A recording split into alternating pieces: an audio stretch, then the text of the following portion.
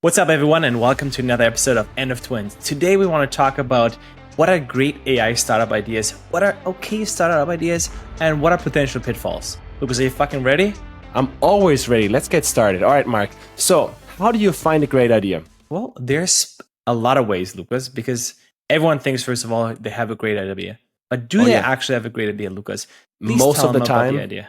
exactly. Most of the time, if you think you have a great idea, it's probably a tarpit idea. So, what are tarpit ideas, Mark?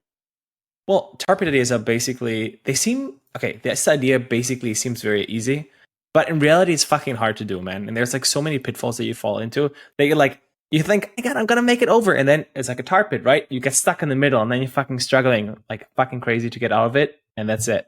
A best example for this would be, for example, every well, let's put it this way, university student has it. Oh my God, how about find my friends, or let's do an activity together? That would be so much fun. Or I'm gonna build the next social media.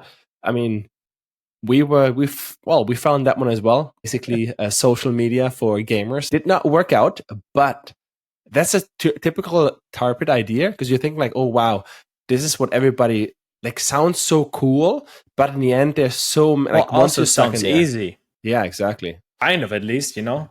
Build it. The product in itself is not hard, but getting the user is fucking hard.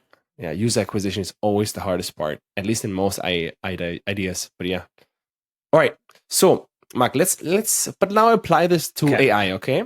Exactly. I was going to say that. So first of all, we have a basic principle. So the basic principle is, do you have a good idea in terms of an AI, right? So think about it this way.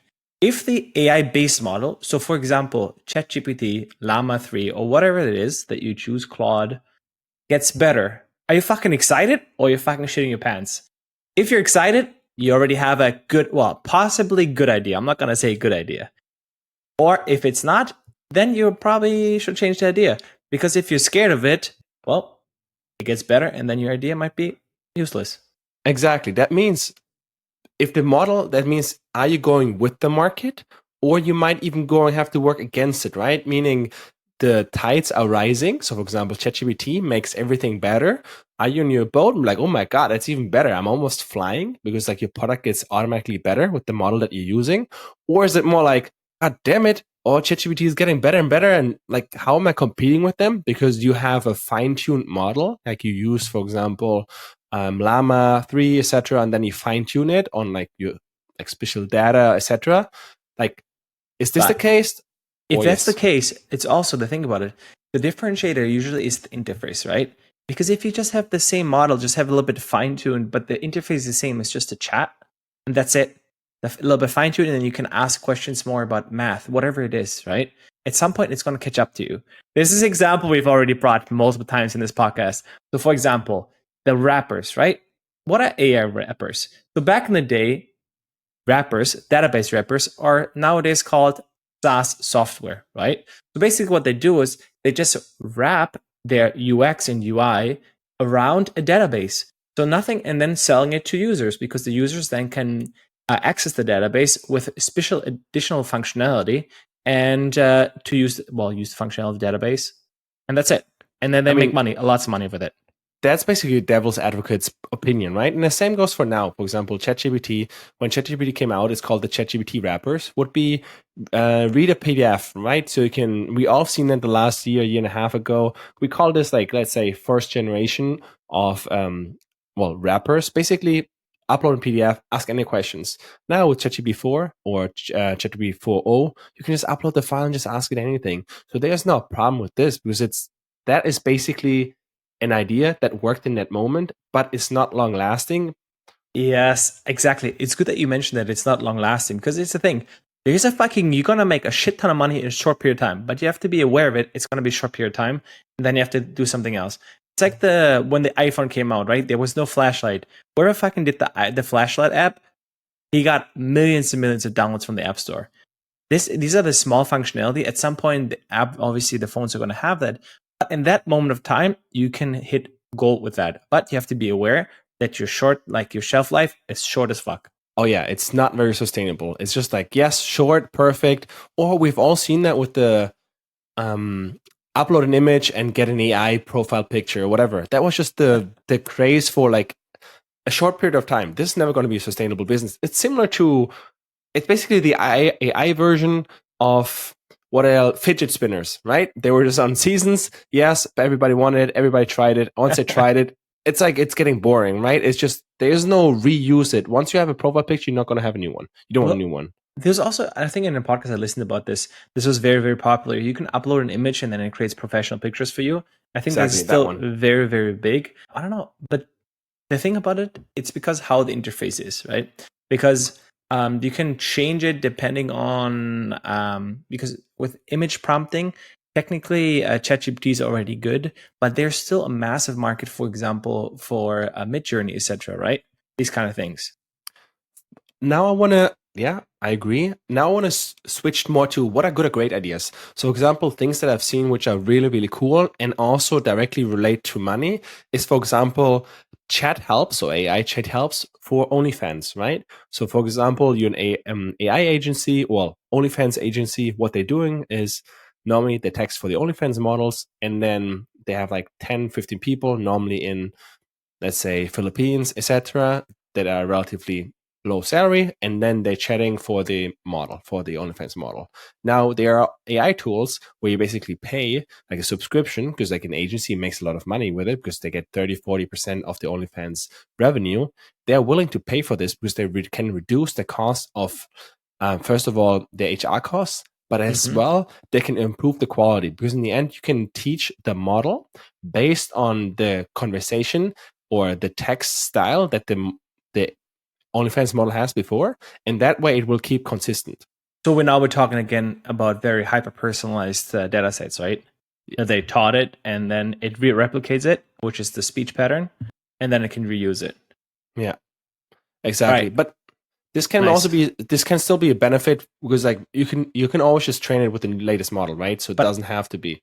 Also, another thing that is, it will get better with the model, but nothing is, again, there. The difficulty doesn't lie in the model, etc., but in the user interface, right? Is specifically in how to connect it, how to wrap it properly, also into OnlyFans, right? Because you have to connect it, APIs or wherever you go. And I think OnlyFans does not allow this. So these are the things that are super interesting, because technically it's very basic, very simple idea, because you just have it, but then the execution might be harder because there are some limitations, and where you connect it, but makes it decently complex that it will be in the future. There will be a future, not the LLM model would not take over, at least, right?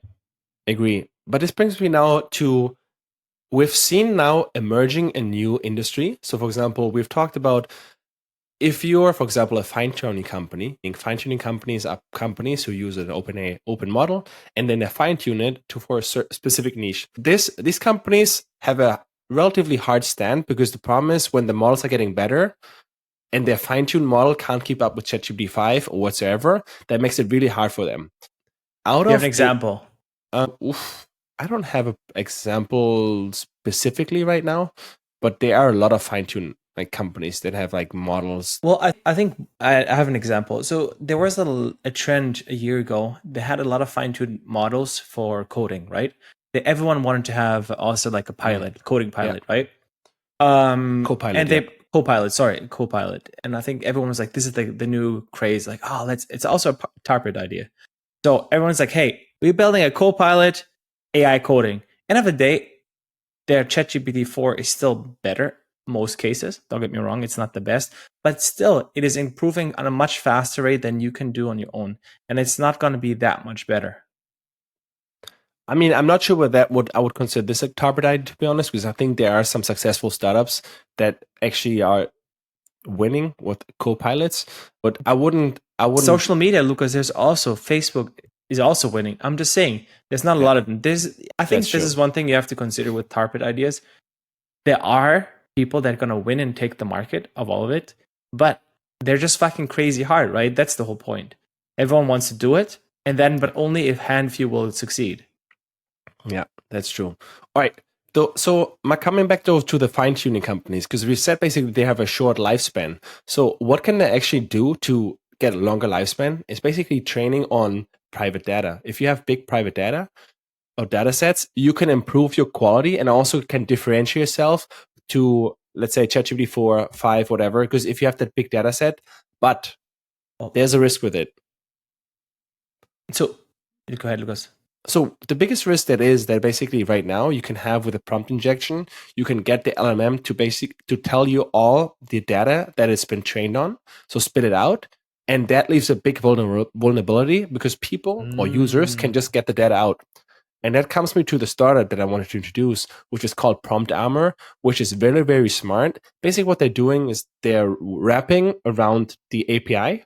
And let's say, to keep it simple, keeping it safe that you can't export data. So basically, it protects the LLM to be a fucking snitch. It's like, you're fucking not snitching on me, motherfucker. Exactly. You're like, I taught you this. You're not gonna fucking snitch on nobody. So this is the basically what it does. It puts all the secrets in them. Like, hey, snitches get stitches, motherfucker, and that's it. That's what it does. That's all you need to know. And the new industry is basically like cybersecurity for cloud, but now it's for LLMs. So you can wrap it around and then make sure that no data leaks are happening, etc.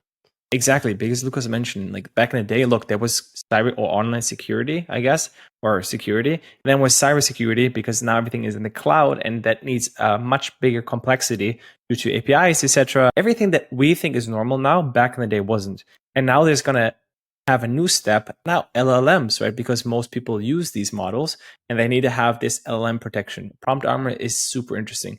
There are different AI threats as well, like that will attack regular cybersecurity, I guess. But yeah, that's something not for us to right now to talk about because we're not experts. And maybe in the future we'll talk about a business like that. But right now, I think that's a no. Okay. All right, Mark. I think. Do you want to wrap it up? Do you have any? Give it a quick summary.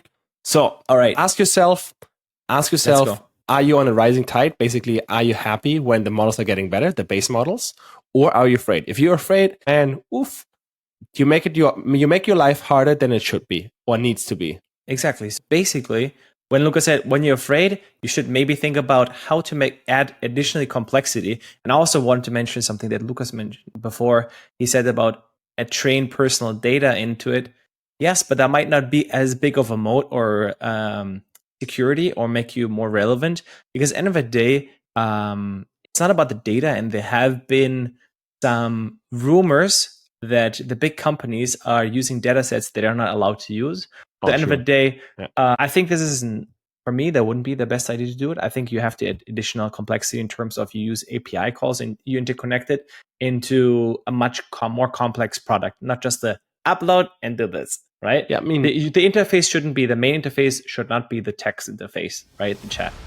If you like this episode, please give a subscribe, a like, and of course in the comments, let us know what you want to hear from us in the next episode. Always happy to jump in any other topic. And of course, hope you're having a great day. Bye. Peace.